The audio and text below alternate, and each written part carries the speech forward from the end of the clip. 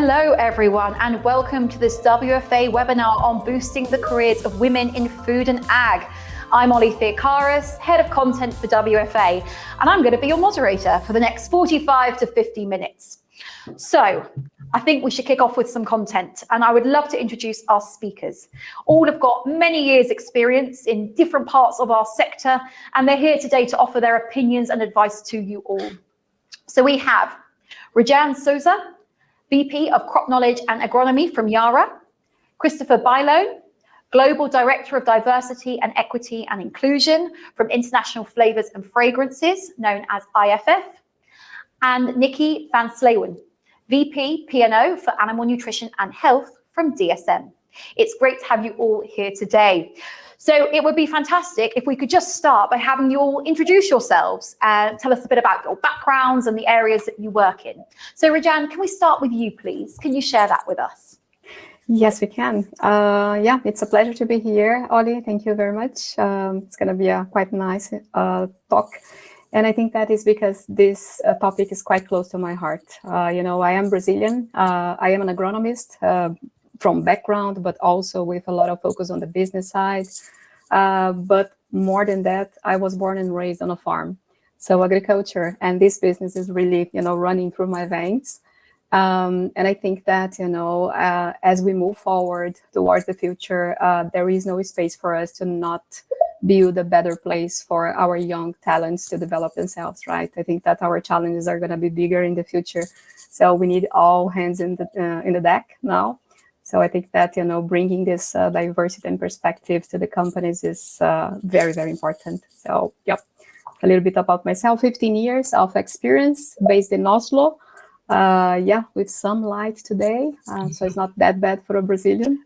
But yeah, lovely to be with you today. Fantastic, thank you. And Christopher, I'm going to come to you next. Can you introduce yourself, please? Sure. So Christopher Bylone, I'm based in the United States. I'm dialing in from my home in Connecticut.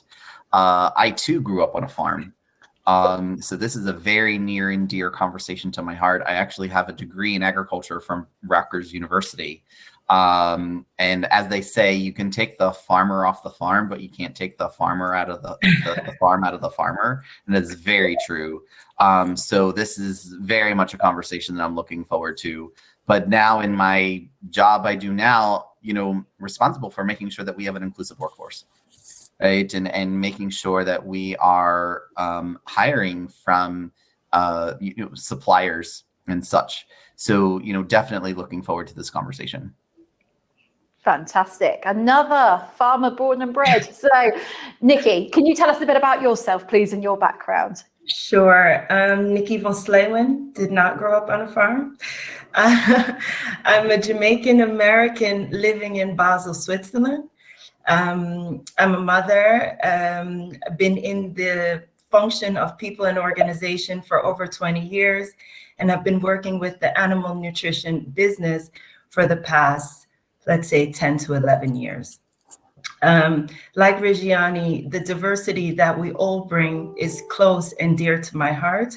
And overall, the development of our people and the sustainability of our future is all dependent on who we are as individuals. So I'm super happy to be here today.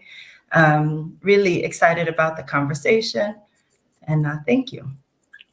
Fantastic. We have a really great panel assembled today. You know, we've got representatives from D&I, HR, and general leadership. So I'm just really excited to get your opinions on these subjects today. So I think we should kick off with a nice broad question. You know, you're all very experienced leaders in our sector, and I want to get your opinions on how we can better support women throughout their careers and how we can make advancement easier. So Nikki, I'm going to kick off with you, I think. Can you give us your thoughts on how we can better support women through their careers? Well, I think speaking for myself and how does it play out, it's about allyship, sponsorship, and really engaging in what makes us all different, right? So I know there are many conversations around advancement not being as a gender, right? So I don't want to be advanced because I'm a woman, but I do believe in the way that we look at development and advancement of any underrepresented group It's around supporting the differences that we all bring. And so I personally believe that we need allies, we need partners, we need sponsors that will be courageous enough to make sure that all of the strengths that we bring as individuals are there. And I think as organizations, we should not shy away from this topic, but we should really put forward efforts to make sure that diversity is looked across all pillars, of course. And I think when it comes to women, we tend to bring it down a notch, especially in terms of gender. And if it's not discussed, then it will not be brought forward. And I think now more than ever, we need to make this very clear, that we need sponsors and we need mentors and we need to talk about it in organizations. Yes, some really good points there. And at the start, of course, you said, you implied that we don't want special treatment. We just want everyone to be on a nice level playing field. And if that means that we have to, encourage male allies to support or mentors, whatever, I think that's such a good point. Rejane, I'm going to come to you next. Do you agree with Nikki, or do you have some other thoughts on what we should be doing to better support women throughout their careers? No, I would echo everything that you said, Nikki, because for me, it's quite important that, the companies need to walk the talk, and this starts from the top, and we really need to make sure that we are coherent, right? That we speak about that, but we do things, right? Nothing is gonna, be more important than actions. So I think that this is important. But, from a person perspective, I think that it's quite important that we also help people to increase the self-awareness level. Because, knowing your own bias is very important, because sometimes you are the reason for not be advancing because you don't trust yourself. And I think that another very important point is to make sure that you understand which development areas you need to work on, but also understand what is your personality and try to not fit, an average of behavior just because, right? So I think that self-awareness is something that is quite critical. But as Nikki said, making sure that we can provide mentoring programs, either classic mentoring, but also reverse mentoring, because then you can start exposing young talents to senior leaders. Networking is something that for me is quite helpful as well, because when you create a safe space where people can come together and share learnings and learn from each other and create a safe net is something that can be quite powerful as well. So I guess that at the end of the day, making sure that we build this allyship and also getting sponsors throughout the career is quite important. But I used to say that D&I is not a talk for HR or for the D&I officer. This is a huge topic and important to each and every one of us and for all leaders. So we need to do our part, I would say. It's true. We talk so much about having a culture of D&I, and the self-confidence thing I think is really, really relevant as well. I remember having a conversation with my friend who is a hiring manager, and he says in his team, the women never go for promotions. And I'm like, well, you need to tell them to, you need to give them that confidence, you need to give them advice. So there are things that I think we can't always say that all of us are super self-confident and super think we deserve that promotion, but I think it's about building women up so they feel that they can go for that. And Christopher, finally, I want to come to you now to offer your thoughts on what we should be doing to support women from a D&I perspective. Yeah, so I mean, building on what my colleagues on the panel have said, I come from it as what is measured gets done.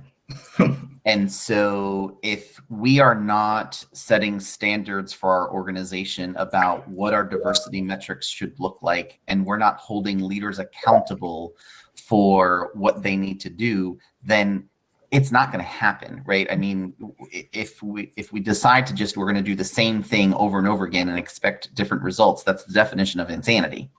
So if we need to change the script, right? If we are going to have true gender parity, we have to do something different than what we've been doing before, right? So for us, we're very public in saying that we have a 2030 goal of 50% women at all levels of the organization. Well, that means we got to do something differently than what we have been in the past to be able to get to that goal, right? So that's making sure that we are looking at promotion, right? Our succession plans, are they gender diverse, right? Looking at our hiring practices, are we making sure that we are presenting a candidate slate of 50% women? And then how are we holding our leaders accountable, right? If we're not tracking it, if we're not saying, here's what's happening, here's where you are in the organization, then they're not going to pay attention to it either. But once they know that they're being watched, and it's the carrot and the stick approach, right? We have this aspirational journey that we want to go on, and I want everybody to do it because it's the right thing to do. I believe talking about the ROI, about why this needs to happen, has been done so many times, and we should get beyond the ROI of DE&I, right? However, there are going to be some people in the organization who just don't get it.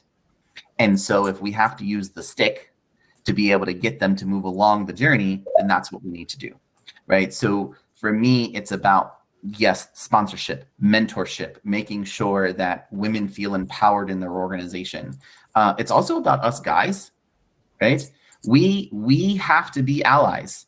And one of the things that I just want to dispel a myth is that men, it's not about us not having an opportunity for advancement as well, right? It's about creating a bigger pie.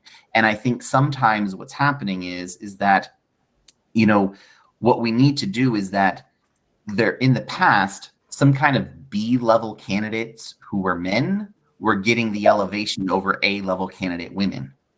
So we need to be honest about what we're actually promoting in our organization.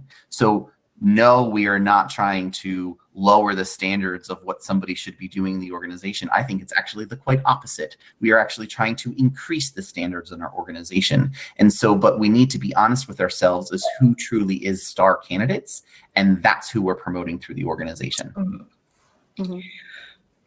I think that's really true. And actually, you are absolutely right when you say, some people don't necessarily understand why we're doing this work and what the value is. And I think it's all of our roles to communicate that we're not giving women preferential treatment. We are creating a level playing field. And as you say, we're making sure the best candidates are getting the jobs. But to do that, we need to make sure that they're getting the support they need to get them there almost. Because, I've spoken to people in our sector who've said, people on my team don't necessarily agree with what you're doing at Women in Food and Agriculture, because what you're doing is giving an advantage to women, and that's absolutely not what we're doing, and that's not what we're doing as part of this conversation either.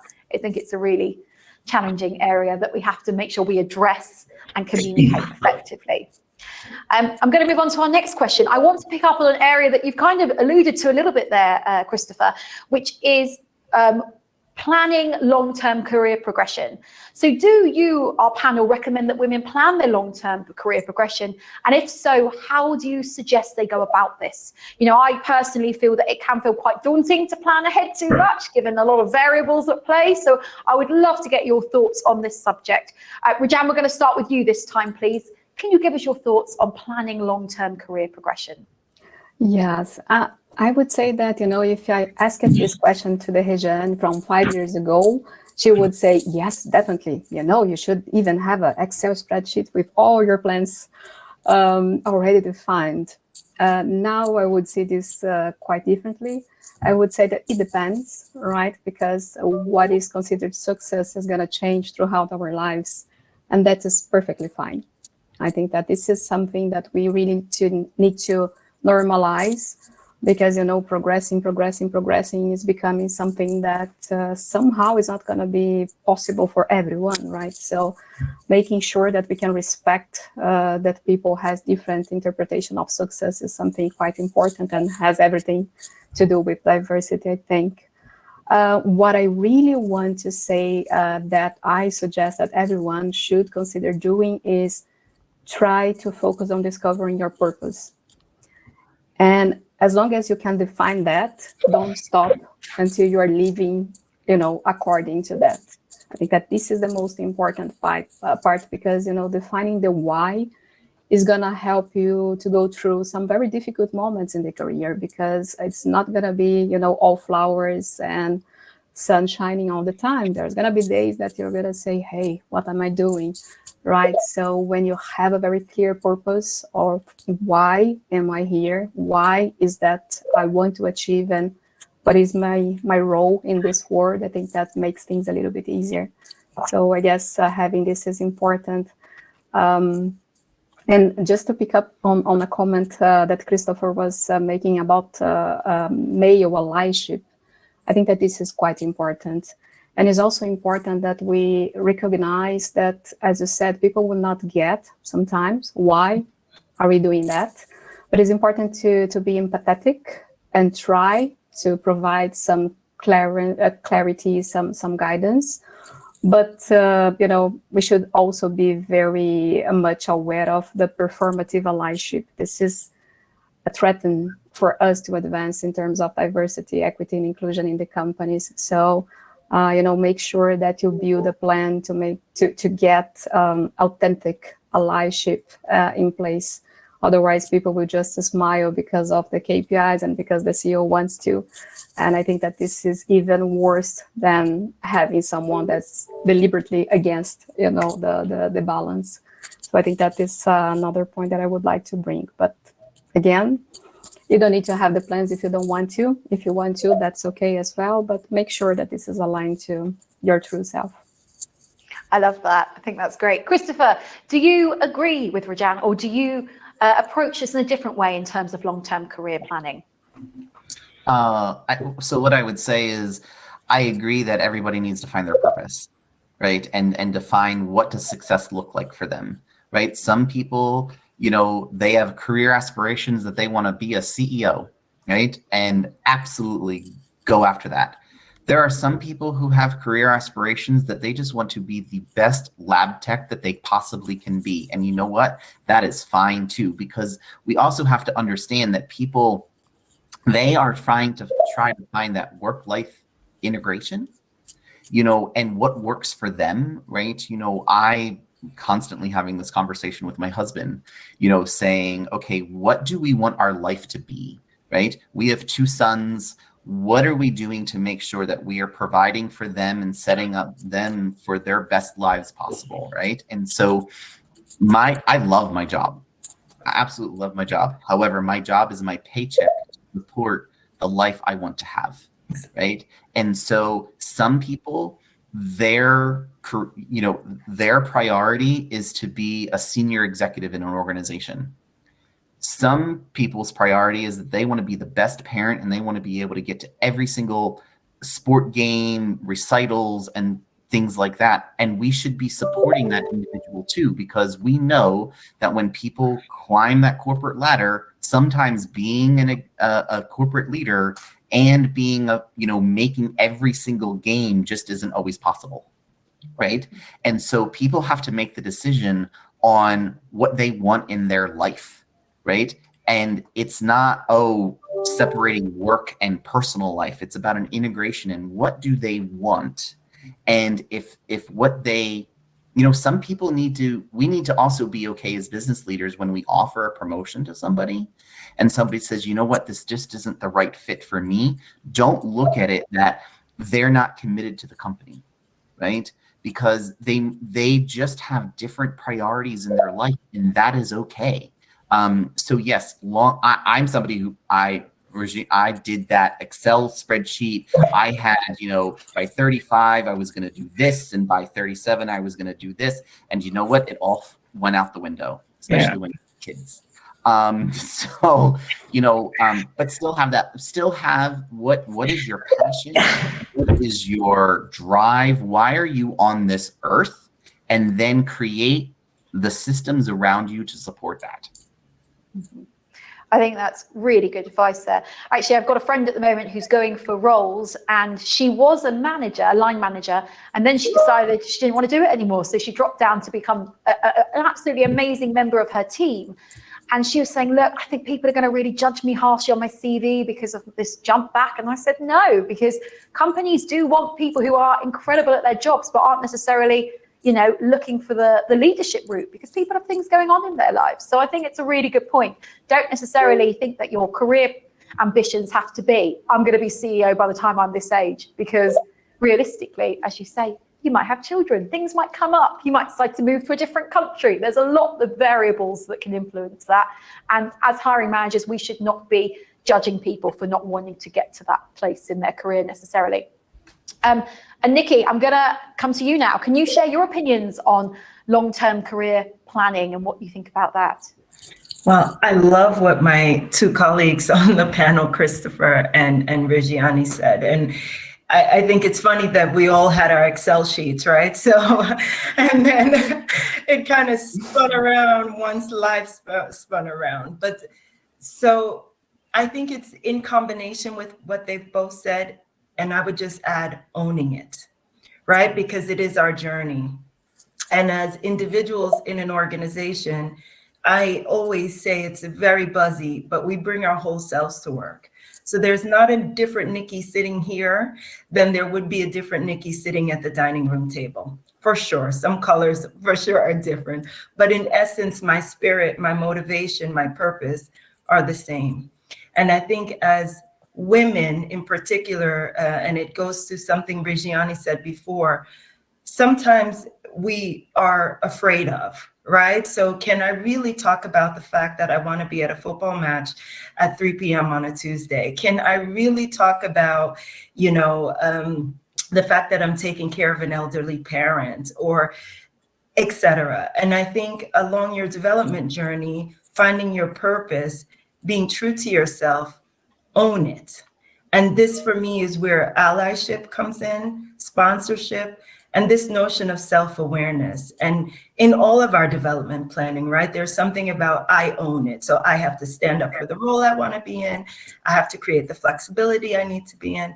I think we need to find our purpose in our development, whether it's on an Excel or it changes 10 years down the road. We have an obligation to own whatever that journey is. And I think I would just add, and share it. So never feel held back because this doesn't fit in your planning or you think the organization might not support it. Let's ensure that we're courageous and we're owning it.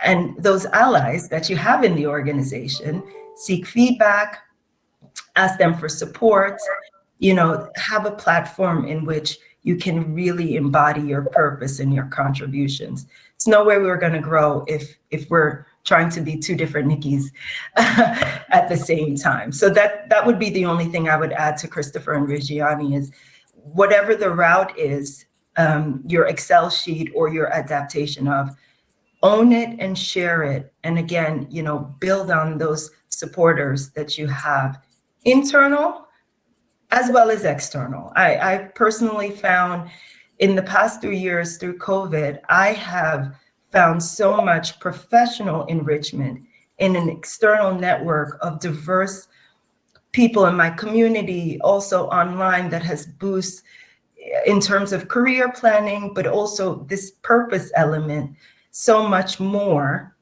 in fact, than internally. And that's also something I would like to add, that there is support in various different angles for us to really find our true selves in order to really look at development planning or career planning holistically.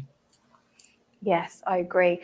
I've really enjoyed listening to all of you answer that question. And actually, I do want to pick up on something there, Nikki. It's about communicating as well your ambitions, because I think sometimes I personally, and I know a lot of women that I know, if we want to be CEO of a company, we don't tell people, we kind of keep it to ourselves, We don't feel that maybe it's our place to communicate that. We just want to kind of earn it and go for promotions maybe quietly. But actually, as you say, telling people about it, working with allies and mentors who can help you get there is invaluable. So everyone watching, if you want to be at a certain place in your career, go tell people about it, communicate it, make sure people know that you are ambitious and you want to get there so you can start putting in place the things that you need to be in that position. I think that's some really good advice from all three of you. I've really enjoyed this question. And Olympia, yes, go ahead. Just wanted to jump on that a little bit, because I think what people need to understand is that your network needs to know Yeah. Right? Because when you can't expect your network to be a mind reader, right? And so if you put your network to work, right? But that means you have to invest in your network too, right? So I know a couple years ago when I was going through a career transition, I let my network know, I was going to possibly need to be looking for a job, right? And I had that conversation on a Monday. Wednesday, it was definitely apparent that I was going to need to look for a new career because things were not going the direction that the company wanted to go in. And we, a bunch of us were being shown the door through downsizing. And so then I immediately, basically picked up the phone, called a couple people in my network and said, that plan that I was telling you about on Monday that I was going to need to try to find a new job? Well, guess what? Today, that plan needs to be put into action. That message was, I was calling them at 10 a.m. that morning. By 1 p.m. that afternoon, I was having an interview with somebody, right? Because I put my network to work, right? I was telling my network what I needed them to do for me. And so if you want to be a CEO, tell your network that that's your career journey, because then they're going to be like, hey, guess what? Have you thought about this opportunity? Or did you go get this certification? Or put your network to work. That's why it's there, but then also return the favor. That's some really sound advice there. Sorry, Nikki, were you going to say something? No, I love that. Put your network to work. And that actually brings us really nicely onto our next question, which is focusing on developing your personal brand and linked to that, of course, your network. So, we always hear that, in any industry, developing your personal brand can really open doors and provide new opportunities within your organization and outside it. So what would you recommend, I suppose, to people who want to develop their personal brand in our sector? And Christopher, we're going to start with you this time. Can you share what you think your personal brand is, and also what people can be doing to improve that personal brand and build a network, as you say? Well, I hope what my personal brand is out there is that I believe in purposeful culture, right? And so, so for me, the way I feel that I am building my personal brand is I'm using the LinkedIn platform, right? Because I know that that is where my fellow colleagues internally and externally are looking and paying attention. So for me, I'm figuring out how does my LinkedIn profile work, right? And then understanding the algorithm of LinkedIn and being active on the platform. But then also, living your brand, right? Don't create a brand that you can't live. My kids probably tell you that they are really not happy that I live my brand all the time. Like Nikki was saying, like, look, I am Christopher Bylone. What you get today is what you're going to get at the dinner table, right? So the holding my teams accountable, making sure that they're doing their best. My kids, okay, what was the grade? What did you do in school today? How is your test going? Are you prepared? Right? And they're like, I am not your employee. And I was like, well, guess what? You are, right? Because your job is school. So, but I think for developing the personal brand is making sure you know your purpose, right? What is your purpose? And that everything that you are doing is living that purpose, right? Because, even organizations, right? What is the brand of an organization? Are we living our truth, right? What is your mission statement? When you think about the career choices you're making, having an idea of what the long-term plan is. So when new opportunities are being presented to you, or you're not finding opportunities being presented to you that you need to go find them, what your mission is. And if it's not core to your mission, don't do it. That's what organizations say all the time, right? That's what we talk about. When organizations say we divested from this business line because it wasn't core to our mission, right? Well, own that as a person too, right? Is this core to who I am as an individual? It's core to me that I am at my son's wrestling meets, at the football meets, American football, my son's dance recitals, my other son's dance recitals. That's core to who I am, right? And so I'm going to make sure that the way I live my life is going to support that. I work my work trips around it to make sure that I am at where I need to be for my family, because that is my purpose. And that's how you live it, because you don't want to create two dichotomies, right? You don't want to be one person over here. That's exhausting. And so you just need to make sure you are the whole person. You're bringing your whole self to work. You know, I have a very out resume. Young in my career, my mom even said to me one time, like, do you really, like, all those LGBT organizations you volunteered for in college, do you really want them on your resume? And I said, yes, because the organization that I'm going to work for wants me to have that experience. And if somebody is going to not give me a job because I'm a gay man and I have volunteered for gay organizations, I don't want to work there in the first place. It's not the right fit, right? So own your brand, and then know that there are the organizations that you're going to work for are going to value your brand too. That's such good advice. Your personal brand has to be you, because you're right. I can't imagine what it's like living two lives. I always think about this when people have affairs and things. I'm like, I don't know how you do it. Live two lives. So it's exactly the same thing. Why would you be a different person at work and in your personal life? Really great advice. Nikki, I'm going to come to you now. What are your thoughts on this, and how would you suggest someone builds their personal brand in this industry? Yeah, I love everything, of course, Christopher has said. And I think if I think back to if you're earlier in your career, that would need some exploration, right? And I was trying to think about myself. And so for sure, when I first started in the workforce, I didn't even know what my personal brand is. So maybe I'll start there to say, it's okay if you're early in your career and you haven't figured it out. And a part of that journey is a notion about feedback, engaging in values, and don't be, hesitant, like Christopher said, to bring yourself, a little bit of my non-corporate self, if you're in a corporate environment,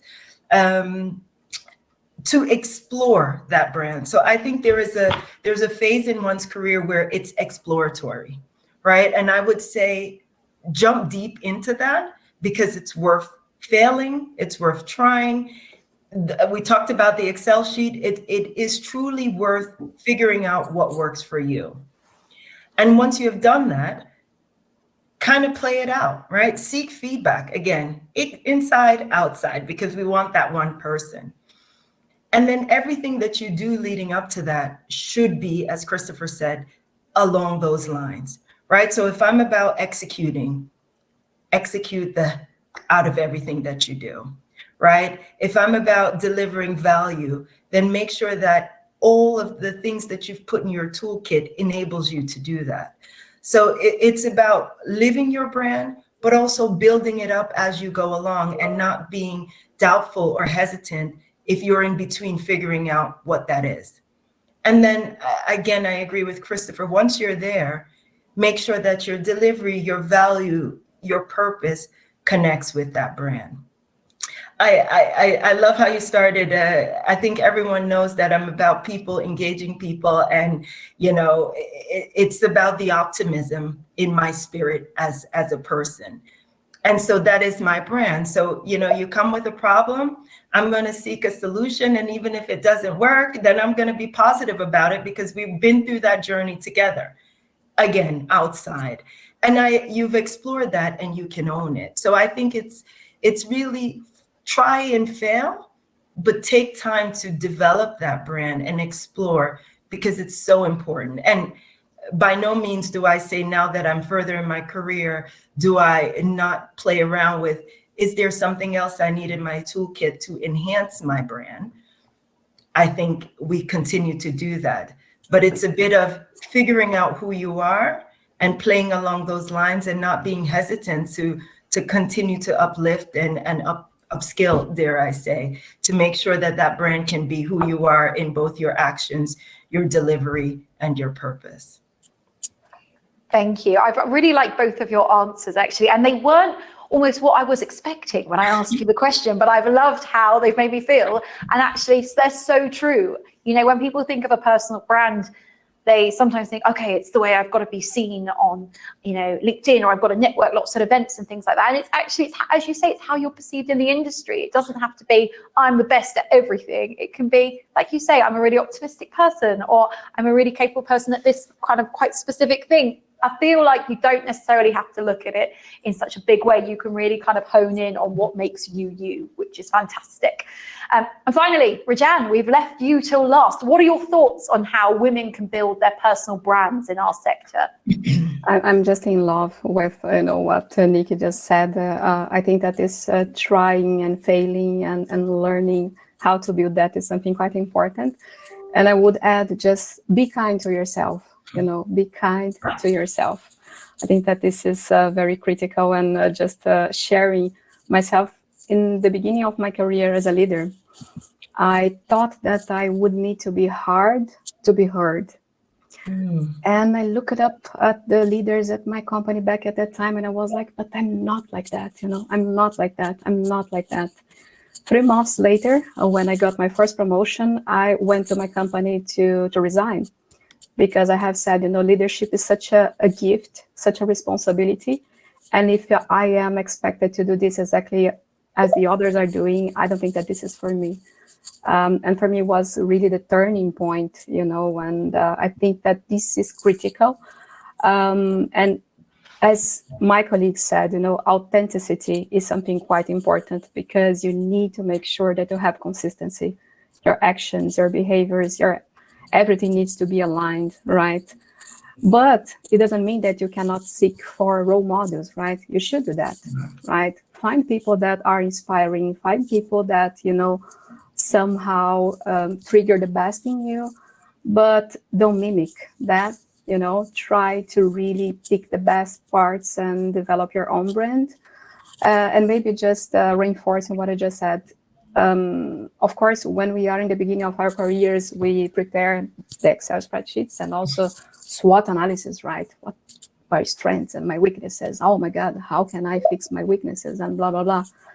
But you know what? At the end of the day, the more you work on our strengths, the more unique you're going to be, right? And then you can reach the excellency level. I'm never going to be the most organized person in the world, because I really am not this kind of person. I like to talk. I like people. I like contact. I like human. So I would never, ever be a good person at math. And that's okay. So I think that, as Nikki said, own it. At the end of the day, what we need to understand is that you need to be someone that feels at peace. And when you look at the mirror, you can still recognize yourself, right? So this is what the brand is for me. There is no such a way for you to live double life. And this is exhausting, and I would never, ever recommend this to anyone. So own it. I think that's my advice. Thank you. That's so inspirational. And I think all three of you, thank you for being so personal, I suppose tapping into your personal life and telling us stories about what you've experienced, because it's so interesting to hear and useful and inspirational for us to understand. And of course, there, Rejane, you mentioned role models. And I want to talk a bit more about male allies. Now, we have touched on them before, and we are also running out of time, so I might ask you all to be brief on your answers. But we've got male members of the WFA community who often say to us, how can we do our bit to support women in food and ag? So I would love to get your thoughts on the role that male allies can play in supporting women throughout their careers. Nikki, we're going to come to you first on this one. What advice would you offer those male allies who want to support the progression of women? Yeah, I want to tap into something Christopher hinted. I think ensure that as allies, it's not about me less and you more. It's really about us growing together. And I think Christopher used the word making the playing pool larger, right? It widens. And the ROI on diversity and et cetera has been said. But for me, it's really the self-awareness that it's not me less, you more is already a huge step. And then activating your voice in the organization, speaking up, contributing, I think, simple things we talked about many years ago. If Rejane is not talking, Rejane, did you have something to say? It's those small indirect things that we can do to advance in so many areas.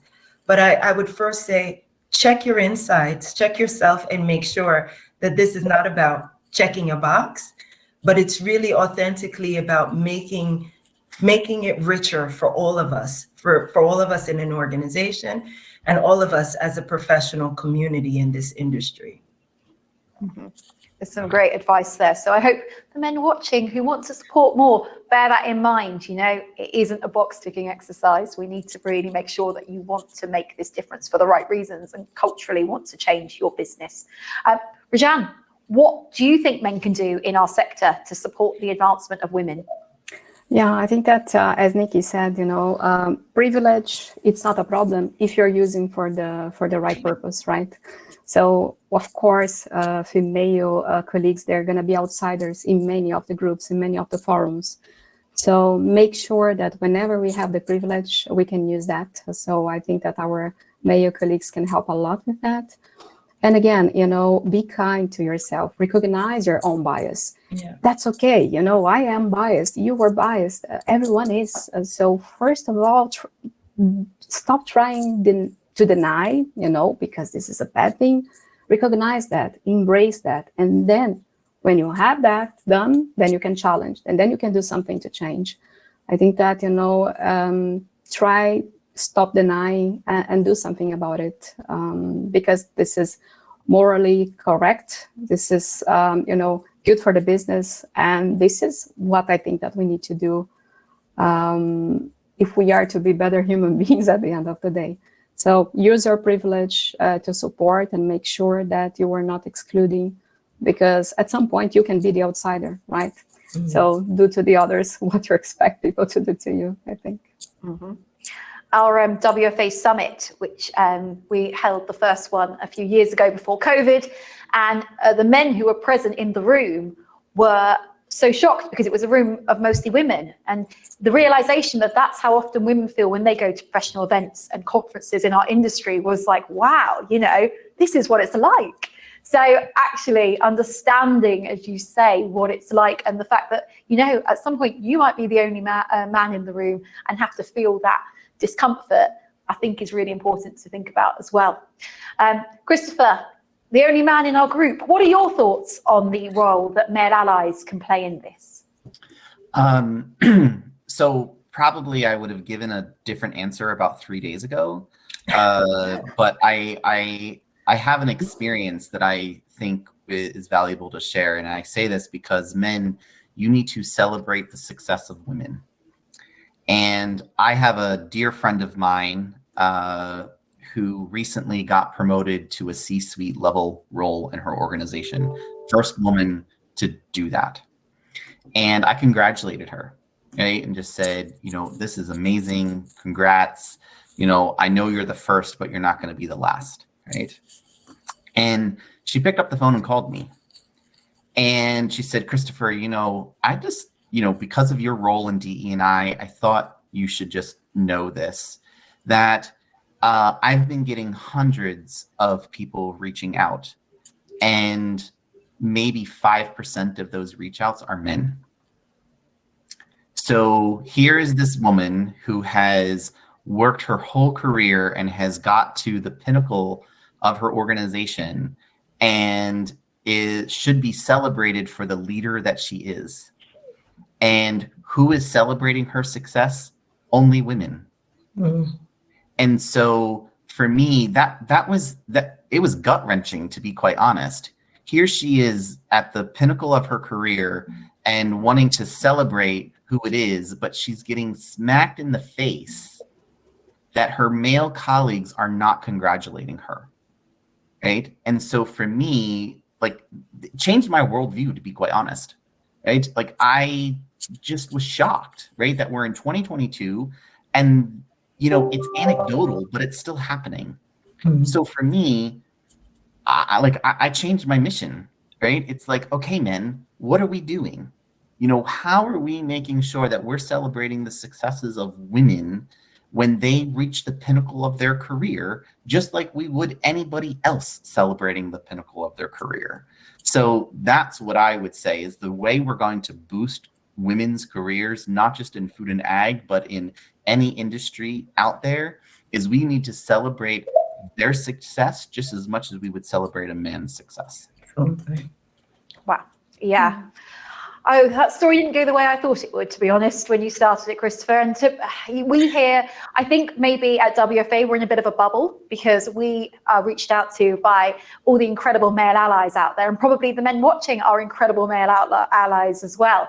So, yeah, that's we're probably really preaching to the choir, right? No. We're probably preaching to the choir. But, you know, for me, I as I said, I'm a see is what you get. I wanted an honest answer. Right. Yeah. And so this for me is where I'm at. And this is, you know, what's top of mind for me. And I want people to know it. And this isn't going to be the only place that I share this message either. No, and I think it's so important. Sorry, Nikki. If I may, I think it's small, but it is key in terms of a concrete thing. Right. So Christopher said, I just sent her an email and It's also it's those small things. Right, to show up for each other, to celebrate each other, to pull me in a conversation, to ask me, invite me for insights to a meeting. I think as allies, there's an actionable responsibility that we have in this journey. So I just wanted to echo that even something as an email recognition, and we probably would have, do it for anyone, to Christopher's point. But again, turning that radar on, right, and taking an active role as an ally means sometimes these small doses of things. And I think that is really important to keep in our minds. Mm-hmm. Very true. And I think, it's a really interesting story and one that I hope that everyone watching communicates, pass it on, tell others around you this story and say, look, we need to be doing this to make sure that we are males and females, we're celebrating everything. We're celebrating all sorts of achievements, career or otherwise. Overall, this entire discussion has been so insightful. So I want to thank you all for your contribution so far. We do have one more question, and I'm going to be really cheeky and say, give me one piece of advice in this instance, because I want, for people watching basically, who want to take the next step in their career in the food and ag industry, I want to know one piece of advice that you would give them. And I know when we spoke beforehand, I was like, give lots of advice, but now we're going to boil it down to one because time is tight. So Rejane, can you kick us off with one piece of advice that you would share with those who want to progress their careers? Yeah, no, very good. Stop trying to tick all the boxes when you read, a job description, because if you're filling all the requisites, maybe you're not going to be challenged enough. So you need to feel butterflies in your stomach, right? Mm-hmm. So I love, if I can just say one phrase, Jeannie Haumeti, the former CEO of IBM, she has a very nice, quote that is, growth and comfort, they do not belong together. They cannot coexist. So, feeling this butterfly in the stomach is important. So stop trying to tick all the boxes. Go for it. I love that. Christopher, what's the one piece of advice you'd offer someone wanting to jump to the next stage of their career? What I would offer them is define what you want somebody to say at your retirement dinner now and work towards that. Don't wait for your legacy to be defined for you. Define your legacy for yourself. I love that. Nikki, you're up last. What piece of advice would you offer someone who wants to take their next step in their career? I think I would echo similar to both my colleagues, but maybe picking up on Rejane, that speaks personally to me is just go for it. What is important to you, you are not going to tick every box. If there is an ambition that you truly believe at this moment you are ready, and we all know what that ready feels like. It's scared, it's anxious, it's can I do it? Go for it. And then tell somebody so they can help you along the way. Yeah, that would be my advice. Thank you all. Really great advice all round. So this has been a fantastic discussion. And there is more to come because we do have quite a lot of questions that have come in. We'll pick the ones that have the most likes in an attempt to kind of hit the ones that are most popular with our audience. So women are often described as emotional and aggressive, etc., while men are often described as driven or passionate in the same circumstances. So how do people correct these biases when said aloud without seeming emotional or aggressive? You know, who can offer some thoughts on that one? It's a really good point. Go back to own it. Right? Seriously, just own it. Like I'll tell you, there's a lot of times that I get blamed for being emotional, right? And let me tell you the homophobia that comes along with that, right? Own it. You're passionate. Own that passion. Yes, do you need to channel it in appropriate ways to make sure that you get the results that need to happen? But you know what? Go out there, be assertive. If that's who you are, own it. The right organization and the right people around you are going to value that. You know, if you're somebody who has the softer touch, that's okay too. You know, we need everybody in it.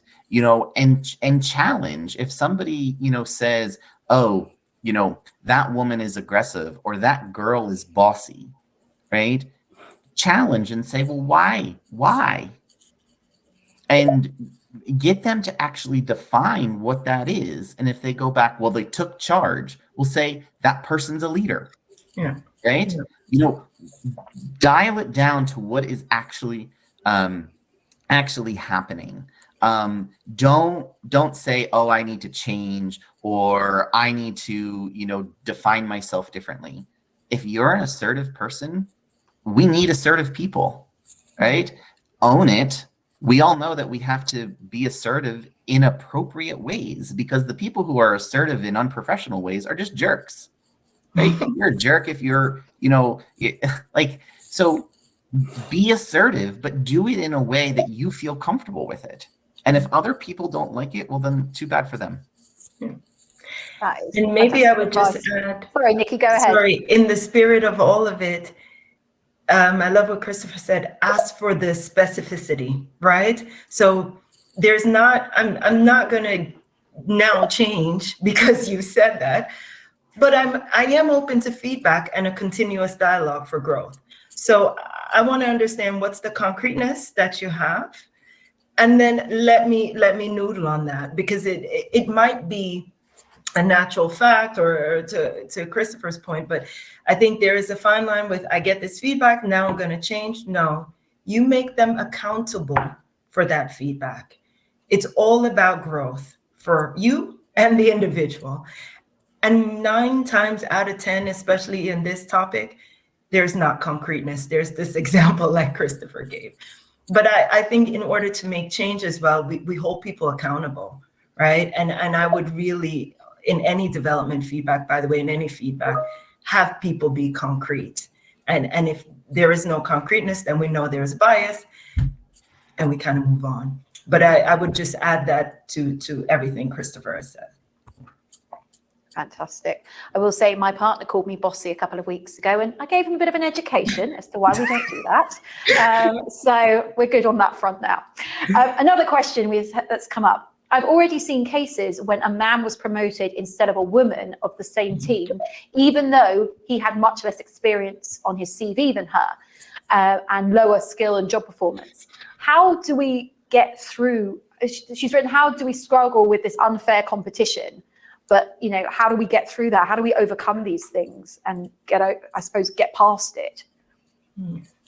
Yeah, I think that is about, as you said, communication, right? Because sometimes you have high performers in your team, but if they're not vocal, it's difficult for you to read the minds. However, I would say that, as leaders, we are accountable for that. So you have the duty of asking your people what they want to achieve as well. So it's about, of course, you need to own your career, you need to communicate, you need to make sure that you're visible. However, the role of the leaders is quite important as well. It's our duty to try to, discover the hidden talents that we have in our companies. So I think that is a combination of speak up, try to be visible, communicate your intentions, and make sure that you have the right leaders. If the boss is not good, change the boss, change the company, find the place that you belong and where you can really, really be yourself and reach your potential.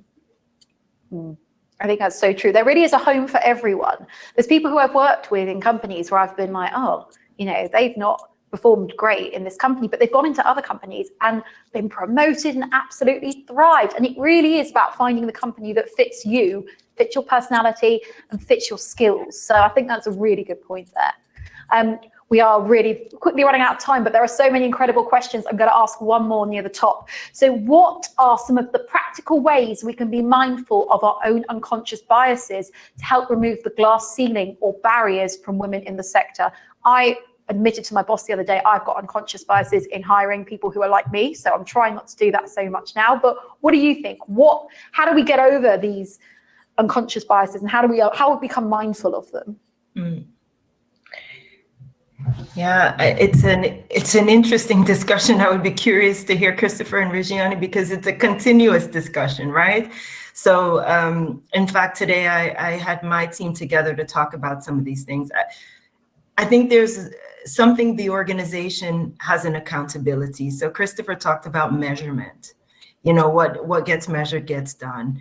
And I think there's something around what are the measurements that we want to put in place to hold ourselves accountable, to make sure that we reach our aspirations. Anecdotes like ensuring that we have a diverse candidate panel, right? Not just the candidates, but the interview panel as well. Yeah. Ollie, we all have that bias, right? I think sometimes we have the bias to just look for the underrepresented, which is also another bias. But I think the diversification of also the interview panel, and really as a leader, helping yourself, because that's what that's about, right? Helping yourself to really ensure that this is not just about you, and maybe challenging yourself to say, let me not pick my diverse interview panel, because we know what that would look like as well, coming from a biased lens, but really seeking help, I think could be a small step. I think also there's something around using some analytics and using a lot of the tools that's out there now to really understand one's bias is also an anecdote that we're really trying to use in our organization, because there's always this red thread. And then of course, like today, we have to talk about it. We all show up every day with unconscious bias. And I think we need organizationally to just put it out there, as Christopher mentioned. And then we need to talk about it and really set up fundamental rigor in our organization, systematic rigors in our organization to address these attention points, like onboarding, recruiting, etc. Yeah, and just to follow up there, it goes back to owning it, right? Own your unconscious bias. Once it's conscious, it's not unconscious anymore, right? So, if you stumble across that you have an unconscious bias, and now you know that there's a bias inside you, it is your responsibility to figure out how you're not going to let it impact your life, right? Both personally and professionally, right? So I uncover unconscious bias all the time in me. We all have it, right? But once we uncover it, you can't fall back that it's unconscious anymore, right? So own it. We have, just like our personality traits, right? We all have them. Some of them work really well for us and some of them don't. And we have to apply a filter to make sure that we show up at work in an appropriate way. And same thing comes for bias, right? I know I have a bias towards X, right? Well, then I need to make sure that it doesn't negatively impact the world around me. Such good advice. And we've completely overrun, so I'm going to have to call it there. But it's some of the questions that have come through. I'm sorry we didn't get to them because they are amazing. So I want to take this moment to thank our incredible speakers for joining us today. Nikki, Christopher, Rejane, it's been So inspiring. I've picked up so many good tips, and this has been such an enjoyable discussion. If people want to watch it back, it will be available on demand, and we'll also turn it into a podcast. So do check it out, follow, check out the tips, and put them into practice, because I think they're so important. A speedy announcement before we finish up. If you want even more advice and content from WFA, we have released the speakers and agenda for the WFA Summit taking place in Frankfurt in June. Check out the agenda. It's so inspiring and electric, as I mentioned. We'd love to see some of you there. We'll post the link to book a ticket if you want to in the chat box now. Finally, a big thank you to everyone for joining us and for asking so many great questions. We hope you have a fantastic day and tune into future sessions from WFA. Thank you very much, everyone. Bye. Bye.